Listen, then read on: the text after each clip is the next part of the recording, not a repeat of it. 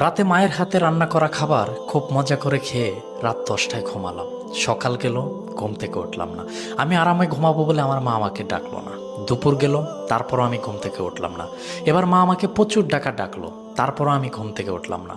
মা চলে গেল। একটু পর মা আবার আসলো। এবার আমাকে অনেক ডাকলো, অনেক বকলো, তারপরেও আমি উঠলাম না। এবার মা একটা থাপ্পড় মারলো, তারপরেও আমি উঠলাম না। এবার মা আমার হাত ধরে টান দিল, কিন্তু এবার আমার হাত পুরো শরীর নিয়ে নেড়ে উঠল। শরীর আমার পাথরের ন্যায় শক্ত হয়ে গেছে।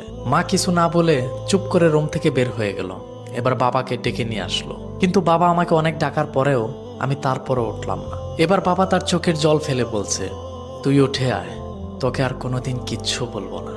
তুই যেভাবে থাকতে চাস তাই হবে, তারপরেও তুই উঠে আয়। তোকে আজকেই ল্যাপটপ কিনে দেব, তারপরেও তুই উঠে আয়। আমি অবাক হয়ে দেখছি, আমার বাবা তো কোনোদিন এভাবে বলে না, আজকে বলছে। আমি উঠে আসতে